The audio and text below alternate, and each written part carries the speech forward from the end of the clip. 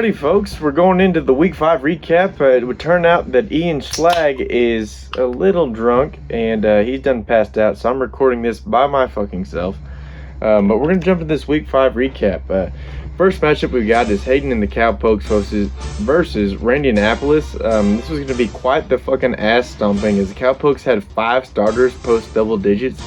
Top scorer for the Pokes would be Saints running back Alvin Kamara, who posted 71 yards and caught for 51 receiving yards and 2 touchdowns, rushing and 1 receiving. This was posted 24 number for the Pokes in New Orleans' 33-21 win over Washington.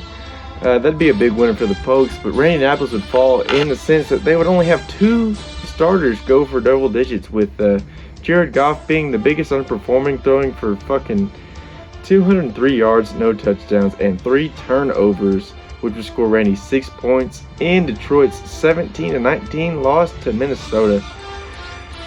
Love to see it for the Pokes, but Randy will fall to now 1-4, and the Cowpokes will go up 4-1 in a 107-44 matchup. Next off, we've got Mark Ass and Big Red versus Cody Alexandra and Stroke Race and the Camel Toes. This is going to be quite the fucking ass stomping as well. Josh Allen continues to overperform for the Toes as he landed Cody a huge 41 number in Buffalo's 38-20 dominating performance over Kansas City, where he would throw for 315 yards, 3 passing touchdowns, and a rushing touchdown on 59 yards. I don't really have a whole lot to say about Big Red. He only had 1 starter with significant numbers. Austin Eckler of the Los Angeles Chargers posted 2 rushing TDs and a receiving TD in Los Angeles, kind of dominating, well, not really dominating, but a shootout over Cleveland that went 47-42. So Marquez is going to lose 68-120. Alexander continues to dominate through this season. Next matchup, we've got Jordan the Cool Arrows and Thomas with Team 14. Kind of an average matchup here, really until Monday night. We've got the number 18 and number 19 in the power rankings matching up here, and Jordan would text Hayden on Sunday, "I'm fucking Thomas in the neck." This would prove to be untrue, as going into Monday night, Team 14's Jonathan Taylor would go for a fucking shit ton of yards. 53 rushing yards, 1 touchdown, and 116 receiving yards and another touchdown, which made it a fucking blowout. Thomas would win 115-86 over the Cool Arrows, and yeah, everything Jordan texted me was fucking false. Anyway, next matchup, we're gonna have Drew and the Wicked Wieners absolutely getting the dog shit stomped out of by Gavin's Johnson's Johnson. It might be the biggest ass kicking of the season.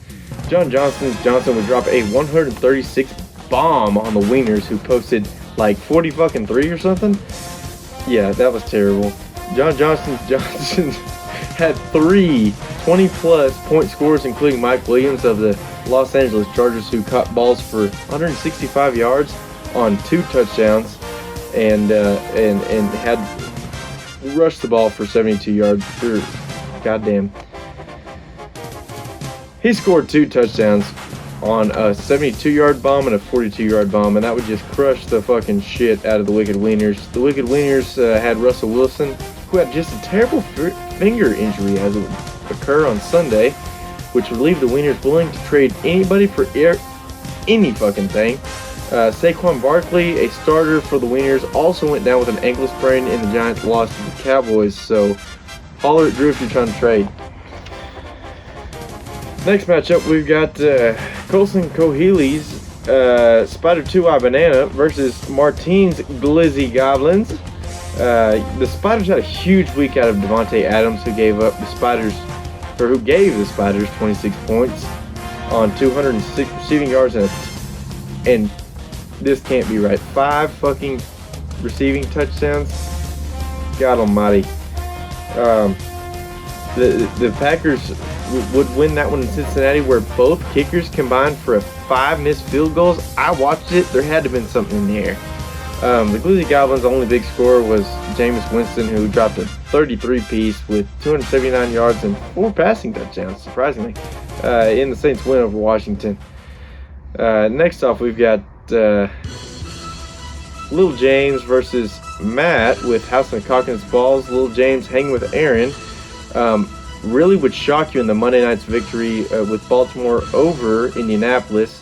First off, we've got Tom Brady, who would only hangs a fucking massive 47 points with 411 passing yards, 5 touchdowns, and Tampa Bay's dominating win over Miami. The longest coming from a bomb of a reception from Antonio Brown that went for a 62-yard fucking score. Monday night's matchup, though, would be the deciding factor in this game here. Going in the matchup, James needed 25 and had like less than a 10% odds of winning the game, but Lamar Jackson would ultimately be the overperformer as he went for 49 fucking fantasy points. I don't know exactly what the stats were on that as I was writing all of this shit down when I watched it, but goddamn, Little James would come out 125 to 100. Hanging with Aaron now goes to 3-2, and House with the Cock and his balls goes to 2-3. Next matchup we've got is Riders the Washington Foreskins versus Lance's Mr. Bitches. The Foreskins Baker Mayfield of the Cleveland Browns posted a season high of 26 points for the Skins with 305 passing yards and 2 touchdowns, which would be his highest score of the season. This was not enough to cover Mr. Bitches, though. He posted 127 points. He had 7 starters go for double digits, and that would just kill the Foreskins. The Bills' defense being the big winner for Mr. Bitches, that defense came up with 2 interceptions and 2 sacks that gave Mr. Bitches 20 points in Kansas City's loss to the Bills on a Sunday night contest. Wow, that final score ended up being 127 to 58 with Mr. Bitches going up. Next matchup we've got is going to be the Salad Asses versus the Tight Ends. Honestly, kind of a lackluster matchup here, but it did come down to the wire Monday night as the Salad Asses needed Baltimore defense to come up with 8 points, and they could not. You hate to see that. Somehow, kicker Mason Crosby for the Tight Ends would be a big winner, even though he missed 3 fucking field goals in Cincinnati. Anyhow, he did make 4 field goals with a long of, I think it was 49, and the game winner. That would come up for 13 points for them, and really, like I said, lackluster matchup. Tight ends come out on that one 74 to 72, kind of tight, but we'll just turn the page. Next matchup, we've got Boone Dugan's Suck Less, who's been a powerhouse throughout the season, against Hunter Harrell's Moose Knuckle Mountaineers. Justin Herbert would be the big winner for Boone's Suck Less, who would find 49 fantasy points. And he would find 49 fantasy points as Boone Dugan's Suck Less. You know, the manager, Boone Dugan, could not find Rogaine. Anyhow, we'll talk about that later. Herbert threw for 398 yards, 4 passing touchdowns, and a rushing TD from 9 yards out. Man, he had a bunch of his starters really show out for him. Most of them posting in the 20s numbers. He had a league high today of 149 fucking points being scored for Suck Less. Really didn't have a whole lot out of Hunter Harrell. You really got to talk about Suck Less scoring 145. You hate to see it for the Mountaineers, but fuck them. Next matchup we've got, and last matchup, we've got Willy Wonka and the Sex Factory versus What the Fuck Were You Thinking? What the Fuck Were You Thinking goes up another one, following up his upset of the previously 3-0 Stroker Ace. Ian comes up with yet another victory. The big winner for What the Fuck would be James Robinson of Jacksonville, who's on a uptrend. He rushed for 149 and a touchdown in Jacksonville's loss to Tennessee. That one went down 1937. But that's a big winner for What the Fuck. The Six Factory, who typically leans on quarterback Kyler Murray and wide receiver Tyreek Hill, fell short, as both underperformed their expectations.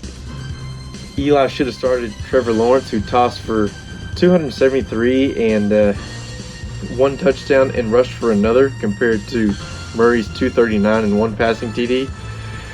That would ultimately be the deciding factor in that matchup. Not really, though, because Ian kind of blew him out. That final score ended up 77, going to What the Fuck You Thinking, compared to the Sex Factory, who only come up with 58 points. That's all I've got for tonight, folks. We will see you next week. Hopefully we're going to have some big matchups. I haven't looked into it that far. But until then, stay drinking.